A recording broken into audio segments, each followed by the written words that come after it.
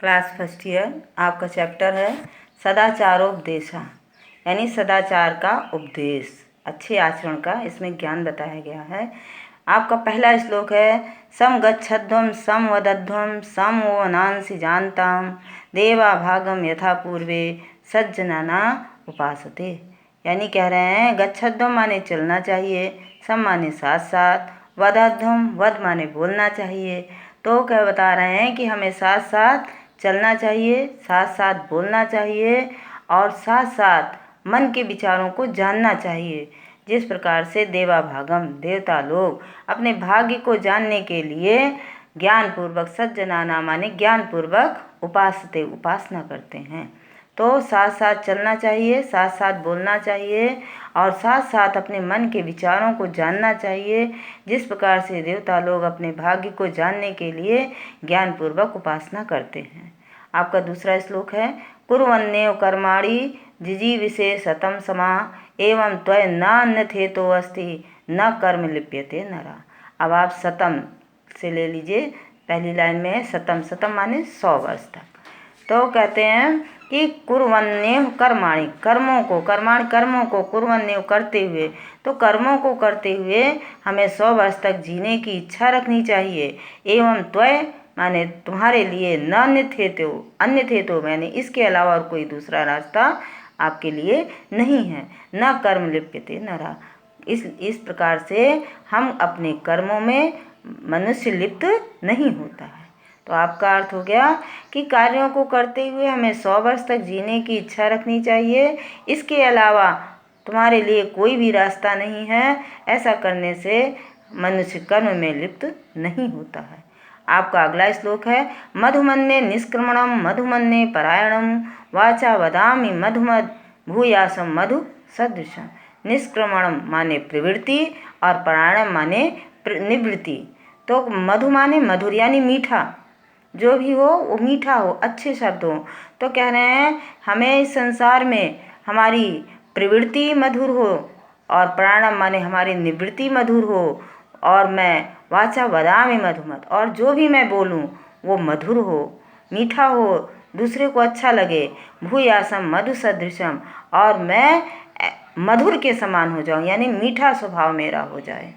तो हमारी प्रवृत्ति मधुर हो, हमारी निवृत्ति मधुर हो, हमारी वाणी मधुर हो, जो मैं बोलूँ वो मधुर हो, और मैं मधु के समान हो जाऊँ सबको। हमारी वाणी जो है, हमारी मधु का मतलब अर्थ लिया गया है यहाँ पर मधुरता से, कोमलता से, मिठास से। तो भूयासम मधु सदृशम, मैं सबको मधुर के समान दिखाई दूँ। अगला श्लोक आपका है आचार लभते ही आयुचरा लभते श्रियम आचारात कीर्तमापनोति पुरुषा प्रेत्य चेहचा। पुरुषा माने पुरुष को, प्रेत्य माने परलोक, चा माने और एह माने इहलोक। यानी पुरुष को इहलोक और परलोक में सदाचार से ही आयु, लंबी आयु प्राप्त होती है, लभते माने प्राप्त होती है, और सदाचार से श्रियम माने लक्ष्मी की प्राप्ति होती है। आचारा सदाचार से, कीर्ति माने यश की, आपनोति माने प्राप्ति होती है। तो आपका हो गया पुरुष को इहलोक और परलोक में सदाचार से लंबी आयु प्राप्त होती है, सदाचार से लक्ष्मी प्राप्त होती है, और सदाचार से यश की प्राप्ति होती है। आपका अगला श्लोक ये नास्तिका निष्क्रियाश गुरु शास्त्र आलिंगना अधर्मज्ञा दुराचारस्ते भवंती गतायुषा। ये माने जो नास्तिका माने नास्तिक होते हैं, यानी ईश्वर में आस्था नहीं रखते हैं। निष्क्रियास निष्क्रिय होते हैं, यानी आलसी होते हैं, कार्य करना नहीं पसंद करते हैं। गुरु शास्त्र आलिंगना, और गुरु और शास्त्रों की आज्ञा का उल्लंघन करते हैं। और अधर्मज्ञा अधर्मी होते हैं, दुराचारी होते हैं।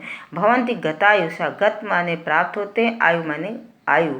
तो ऐसे व्यक्ति कहते हैं जो नास्तिक होते हैं, जो निष्क्रिय होते हैं, गुरु और शास्त्रों का उल्लंघन करते हैं, अधर्मी होते हैं, दुराचारी होते हैं, ऐसे व्यक्ति कम आयु को प्राप्त होते हैं।